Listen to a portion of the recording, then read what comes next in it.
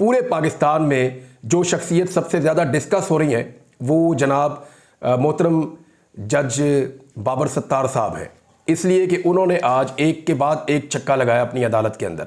और जिस तरह बाबर सत्तार साहब ने आज इस केस को सुना है, ये केस है एक्चुअली ऑडियो लीक्स का, जिसका ताल्लुक है बुशरा बीबी से और साबिक चीफ जस्टिस साकिब निसार के बेटे नजम साकिब से। इनकी जो मुबैना ऑडियोज़ है उस मामले के ऊपर ये केस सुन रहे हैं। और इसमें इन्होंने बहुत सारे महकमों को बुलाया हुआ है।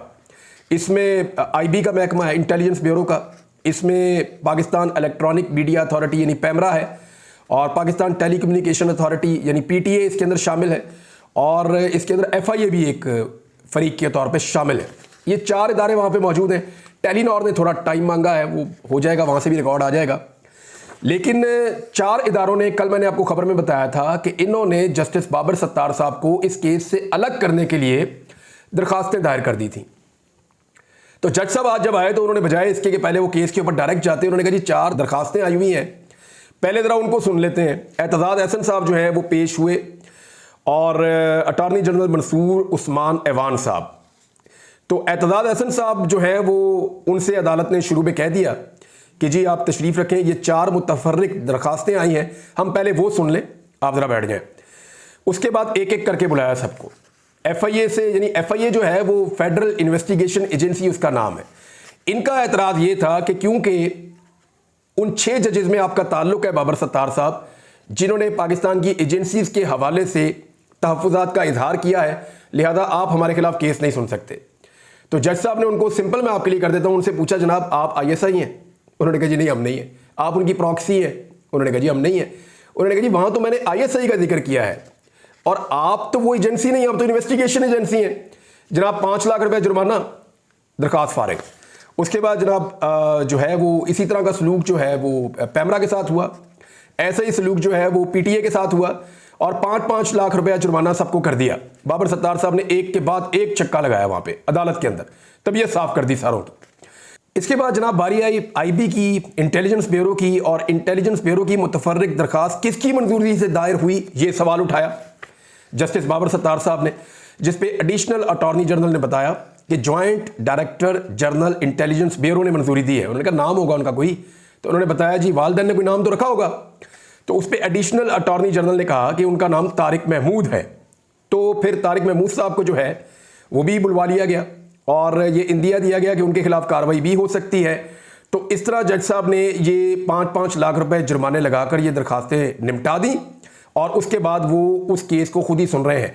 एतजाज़ एहसन साहब जो हैं वो रोस्टम पे आए, उन्होंने कहा जी आपने मेरा कद 20 फुट ऊंचा कर दिया है। और जितने भी वकला वहाँ पे मौजूद थे उन्होंने वहाँ पे आकर रोस्टम पर जस्टिस बाबर सत्तार साहब की बहादुरी को सराहा है। इसमें एक और चीज़ बड़ी इंटरेस्टिंग हुई, यानी एफआईए से उन्होंने पूछा जज साहब ने कि आपने कैमरे लगाए हैं खुफिया जजों के घरों पे? तो उन्होंने कहा जी हमने तो नहीं लगाए। तो उन्होंने कहा मैंने तो उस एजेंसी का हमने कहा कि जिन्होंने खुफिया कैमरे लगाए हैं, हमने तो आपकी एजेंसी का नाम भी नहीं लिया।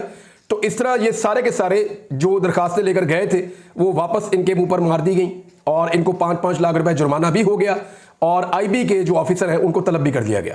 नाज़रीन, अभी इसहाक डार साहब के डिप्टी वज़ीर आज़म बनने के मामले के ऊपर ही बहस जारी थी, और इसको यूँ देखा जा रहा है कि नवाज शरीफ ने पाकिस्तान की एस्टेब्लिशमेंट पर दबाव डालकर अपनी लात ऊपर रखने की रवायत को बरकरार रखा है, और उन्होंने कोशिश की है कि किसी तरह उनका अपना बंदा जो है वो मेन सीट के ऊपर आकर बैठ जाए, और शहबाज शरीफ के बाद पाकिस्तान की सबसे बड़ी सीट उनके पास हो। अब अगर इसहाक डार साहब अपने बॉस के स्टेटस को इस्तेमाल करते हुए माशी मामलात में मुदाखलत करेंगे तो पाकिस्तान की मईशत ख़राब होगी, ये बात शाहिद खकान अब्बासी साहब ने कह दी है। और कुछ और लोग ये कह रहे हैं कि इसको टकराव का आगाज़ समझा जाए पीएमएलएन और एस्टेब्लिशमेंट के बीच में। मेरे ख्याल में नवाज शरीफ साहब बहुत समझदार हैं, वो एस्टेब्लिशमेंट से लड़ाई नहीं करेंगे, और ना वो इस हुकूमत को खोना चाहेंगे, लेकिन वो अपना एक जाली टाइप का बयानिया बनाकर पब्लिक के अंदर अपनी मकबूलियत को वापस लाना चाहते हैं। यहाँ पे अभी इस पे बात हो रही थी, एक और बड़ा ज़बरदस्त स्टेटमेंट आ गया इरफान सदीकी साहब का। उन्होंने कहा जी मैंने शहबाज शरीफ से पूछा कि आप कितने घंटे काम करते हैं, तो उन्होंने कहा कि मैं 26 घंटे काम करता हूँ। मैंने उन्हें कहा कि दिन में 24 घंटे होते हैं, तो उन्होंने कहा मैं 2 घंटे सोता हूँ, यानी 24 + 2 26। यार ये क्या चल रहा है इस मुल्क के अंदर, यानी हद हो गई है। ये आप दूसरी जमात के बच्चे से पूछें कि एक दिन में कितने घंटे होते हैं, तो वो 24 घंटे ही आपको बताएगा, और जब कोई आदमी 2 घंटे सोता है तो 22 घंटे बाकी बचते हैं। तो शहबाज शरीफ साहब ना दांत साफ करते हैं, ना नहाते हैं, ना बूट पॉलिश, बूट चले वो तो चले खैर है, लेकिन बहुत सारी चीज़ें शहबाज शरीफ साहब जो हैं वो अगर नहीं करते तो शहबाज शरीफ साहब फिर करते क्या है? हर वक्त काम करते रहते हैं, हर वक्त काम करते रहते हैं। यानी 24 घंटे में से 2 घंटे सोने वाला आदमी 22 घंटे कैसे काम कर सकता है? और भी बहुत सारे कारहाए नुमाया हैं जो 24 घंटे में खाना भी खाना होता है, बाकी काम भी करने होते हैं, दांत ब्रश करने होते हैं, बालों को कंघी करनी होती है, वो तो चले जल्दी से हो जाती है, इसके साथ साथ बूट पॉलिश करने होते हैं और बहुत सारे काम होते हैं वो करने होते हैं। लेकिन ये अजीबोगरीब लतीफ़े हैं, रोज़ाना हम इस गवर्नमेंट से सुनते हैं, कभी 500 रुपये का सूट आ जाता है मार्केट में, कभी 50 रुपये का हेलीकॉप्टर आ जाता है मार्केट में, कभी जो है वो एक दिन के अंदर 26 घंटे हो जाते हैं मार्केट के अंदर। अजीब अजीब चीज़ें लॉन्च कर रहे हैं और लीडर जो है वो इनका नवाज शरीफ है। अब आ जाए जी किसानों के साथ मरीम नवाज़ ने क्या किया। मरीम नवाज़ ने किसानों के साथ वही किया जो शहबाज शरीफ ने किया था। मरीम नवाज़ ने किसानों के साथ वही किया जो नवाज शरीफ ने किया था। ये किसान दुश्मन थे, किसान दुश्मन हैं और किसान दुश्मन आज तक साबित हुए, ऐसा लगता है कि आइंदा भी रहेंगे।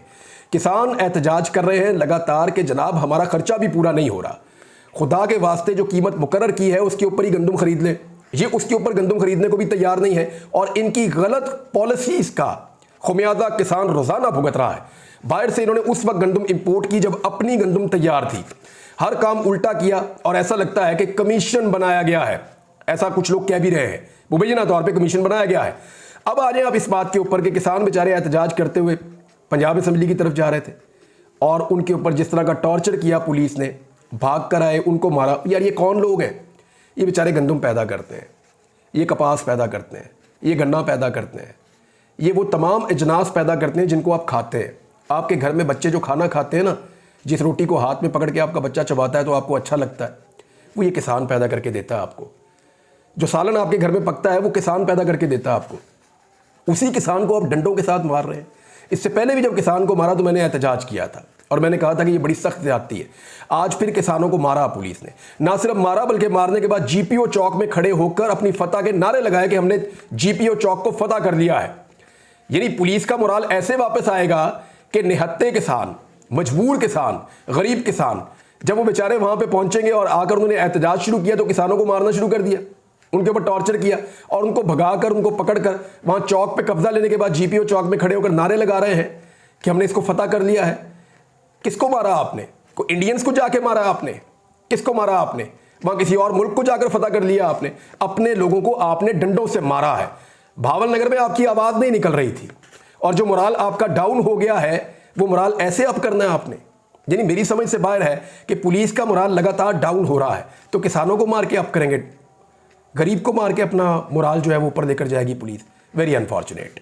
नाज़रीन अब तक के लिए इतने, अपना ख्याल रखिएगा, अपने चैनल का भी। अल्लाह हाफ़िज़।